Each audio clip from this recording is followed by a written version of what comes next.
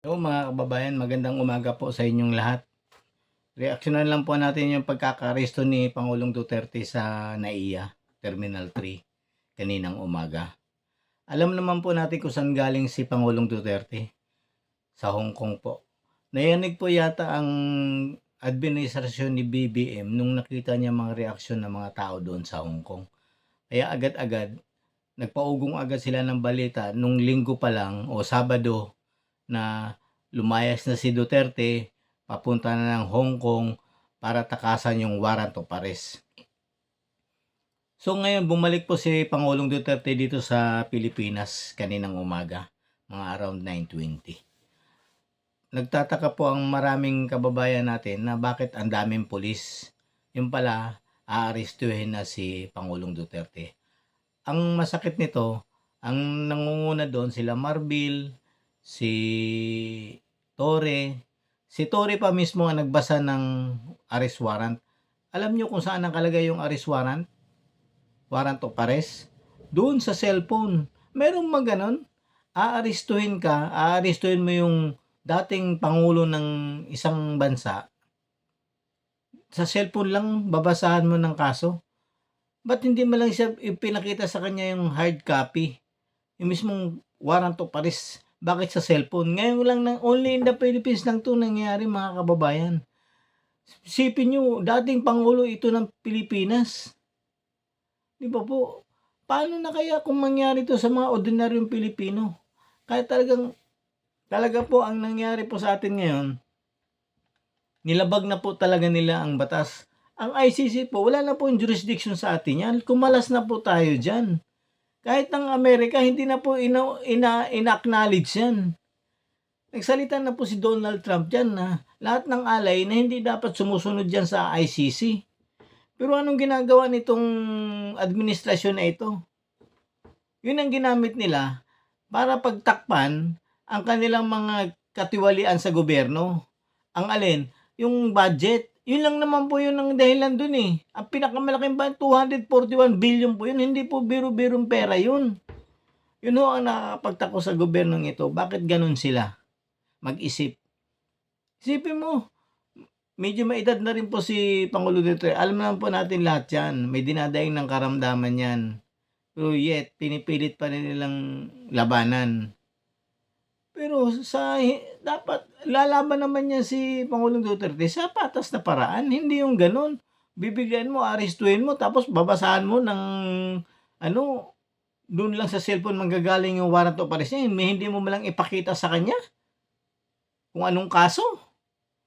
Kaya nga nung nabidyohan ni Kitty yung ano, yung salita ni Pangulong Duterte doon sa kay Tory, o sige, ano bang kasalanan ko?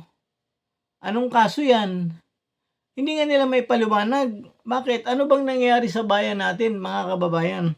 Bakit ganito na? Papayag ba tayo na ganito ang gagawin nila sa atin? Hindi basta-bastang tao si Pangulo. Dati pong presidente ng Pilipinas yan, mga kababayan. Hindi po yan ordinaryong tao lang. Mga kababayan, huwag po tayong pumayag ng ganito. Bantayan po natin yan mabuti kasi baka mamaya nasa Clark nila yan. Dadalhin talaga nila yan sa dahig. Sana lumabas agad yung final ni Atty. Torion na TRO doon sa Supreme Court. Ang problema ngayon, gabi na. Paano pa ngayon na last minute yun si Atty. Torion. Mabuti kung maglabas agad yung Korte Suprema ng TRO. Sana maagapan agad nila para makalabas agad si Pangulong Duterte doon sa kamay nila. Kasi ang plano talaga nila dyan, dadalhin sa dahig yan. Kaya tuwang-tuwa si Trillanes eh. Pero wag po tayong pumayag mga kababayan. Pag nangyari po yan, para na rin po natin sinuko ang ating mga karapatan. Soberenya. Karapatan po natin yan lumaban kasi hindi na tayo doon, membro. Bakit po sila ganun? Yun ang inaano ko mga kababayan. Na sana, pakinggan niyo po sana yung mga daing nating mga ibang kababayan. Kung kinakailangan po nating lumabas sa lansangan, labas po tayo. Kailangan po natin talagang tulungan si Pangulong Duterte ngayon sa kanyang sitwasyon. Alam naman po natin kung anong lagay niya ngayon. Medyo may edad na po 'yan. Hindi naman po bata 'yan. Siguro kung bata 'yan, hindi nila puwedeng ganun-ganunin 'yan. Alam po natin 'yan. Kasi ang problema po mga kababayan, wala naman nung problema diyan kay Pangulong Duterte, kaya lang parang ang illegal arrest yung ginawa nila, wala man lang siya pinakita. Binasahan mo ng Miranda rights nang wala kang makitang warrant of arrest, doon lang sa cellphone. Anong klase yan, General Torre? Pulis ka pa naman, magbabasa ka ng Miranda rights, pero wala ka pang ipinapakita na warrant of arrest doon sa inaaresto mo. Ha? Nasa cellphone, ano yun? Ano yun, through Messenger, to Viber, to Instagram? Ha? Bakit ganun? Anong klase? Bakit kayo ganun, General Torre? Wala kayong respeto. Dati yung, ano yan, Commander-in-Chief. Yan ang dahilan kung bakit lumaki ang mga sweldo ninyo. Tapos, gaganuin nyo na lang. Nasaan ang mga delikadesa ninyo? Saan ang prinsipyo ninyo? Sunod na lang kagad kayo sa ano? Kahit na illegal? Ay makakasuhan ka talaga dyan, General Torre. Maghintay-hintay ka lang. Bagay, willing ka naman eh. Ang pinagmamalaki mo kasi, kakampi ka ng gobyerno ngayon. Pero bakit? Hindi ba matatapos yung gobyerno na yan? Ang pinagtataka ko lang, bakit parang ang militar wala man lang action? Hindi man lang ganun na rin ba? Grabe kayo. Dapat maging independent kayo, maging para sa bayan kayo. Hindi kayo dapat sa kasi ang tinatapakan ng ating karapatan yan, ng ICC. Hindi na tayo dyan. Hindi na tayo membro dyan. Iniikot-ikutan lang nila ang batas. Ginamit lang nila yung Interpol. Wala namang complaint sa Interpol. Tatanungin sila ICC, wala namang complaint. Pero mayroong tapos may lumabas. Ang pinagtataka, sinusuri ngayon yung warrant of arrest. Parang lang, AI. Na sana legit talaga itong warrant of arrest na to. Pero sa tingin ko, magkakaproblema dito sila Marbil at saka si General Torre. Kasi sila talaga nangunguna doon. Akala mo, yung arestuhin nila, hindi po yun. Former president po yun. Napakagandang ginawa nun sa bayan natin. Yan yet, babastusin nyo lang ng ganun. Hindi nyo malang binasahan ng kaso. Kung anong kaso niya, bakit siya inaaresto? Ano yun, so cellphone? Meron bang ganun, nang-aaresto, cellphone na lang babasahin yung warrant of arrest? Ngayon lang nangyari yan sa tanang buhay ko. Ngayon ko lang nakarinig na nagbabasa ng warrant of arrest. Ang masakit pa nito, dating presidente ito ng Pilipinas, mga kababayan. Babasahan mo lang ng warrant of arrest sa cellphone? Ano yan, pasa-pasa? Messenger? Hindi natin alam kung saan galing yan. And yet, yung palasyo, walang malang salita. Bagay, ang target naman talaga nila, wasakin ang Duterte. Para sa 2028, kanila na. Connection lahat yan, mga kababayan. Connection po lahat. Huwag tayong magugulat. Baka susunod pa dyan si BP Sara. Susunod dyan si Bato de la Rosa. Yan ang mga mangyayari dyan, mga kababayan. Kaya sana, maging bantayan po natin si Pangulong Duterte doon sa kung saan man siya ilipat na ospital. Kasi balita ko, marami, cardinal daw or sa veterans. So, sana mga kababayan, lumabas po tayo lumabas po tayo sa kalsada. Gumawa po tayo ng suporta kay Pangulong Duterte. Maawa po kayo.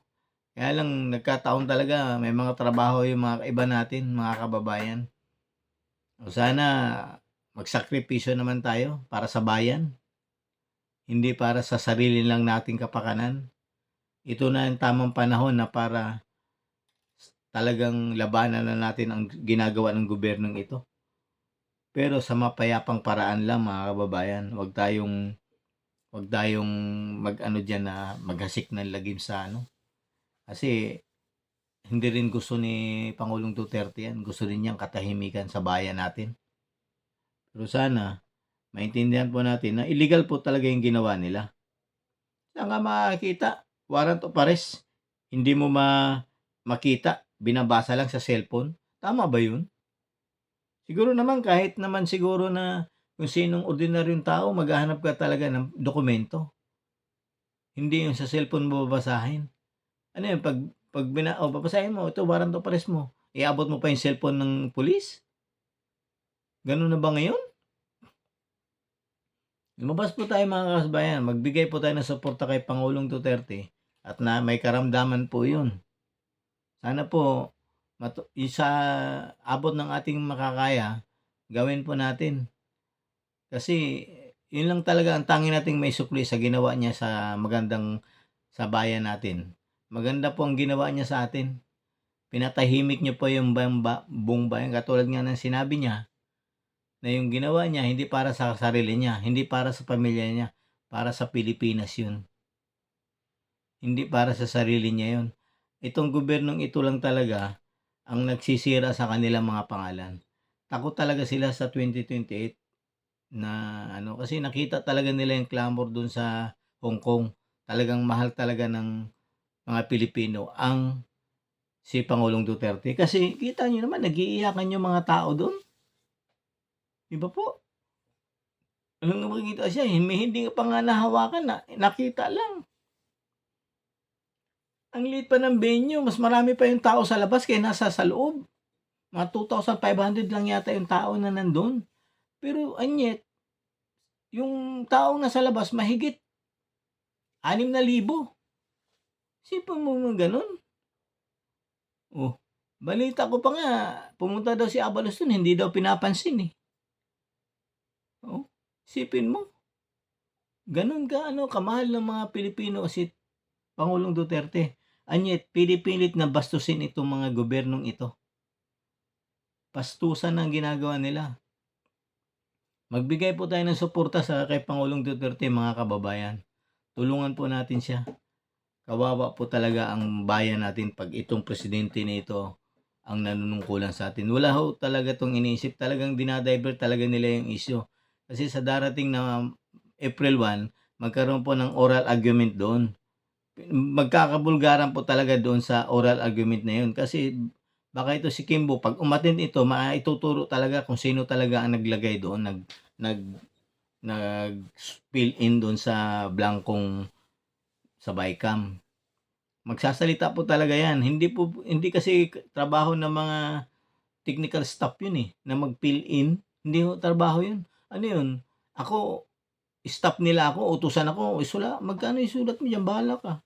Meron bang ganun? Staff lang ako. So ito, may nag-uutos doon. Maaring sila nagsulat, pero may nag-uutos doon kung sino.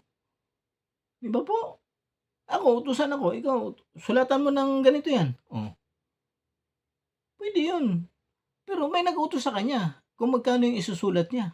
Di ba po? Pero yung mismong technical staff, ang magsusulat doon sa budget, ay hindi pwedeng gawin ng technical staff. Anong kinalaman niya doon? Di ba mga kababayan? Sana mga kababayan, suportahan po natin si Pangulong Duterte. Kawawa po yung mama. Si Tatay Digong, kawawa po talaga. May sakit na. May edad na. Halos 82 na yata, 81. Sipin niyo po. Sana maglumabas po tayo at magbigay ng suporta sa kanya. Kahit sa mga social media ninyo, ulanin po natin tong gobernong ito para po maano siya. Kung hindi man kayo makapunta sa veterans o kung sa cardinal man siya dadalhin o nasa Clark man kayo, dapat po talaga hindi iwanan yan kasi baka bigla-bigla pong dadalhin nila yan kung saan-saan, mga kababayan. So, ito lang po sa akin mga kababayan, kung kinakailangan po natin ng suporta ng bawat isa, tulong-tulong po tayo, masuportahan po natin si Pangulong Duterte. Magandang umaga po sa inyo lahat, magandang gabi po pala sa inyong lahat mga kababayan. Makikibalita na lang tayo sa social media kung saan talaga dadalhin nila si Tatay Digong, sa veterans ba o sa cardinal, kasi yun ang request ng doktor niya. Ang problema, baka mamaya ilipad yan papuntang kasi ang balita ko, sabi yata ni attorney yung tumatakbong senador sa PDP Laban na dadalhin daw yata dyan sa Clark tapos sasakay ng private lane, diretsong Dahig na. Okay po mga kababayan, marami pong salamat. Ako po ulit si Bing Durano. Suportahan po natin si Pangulong Duterte. Magandang gabi, Pilipinas.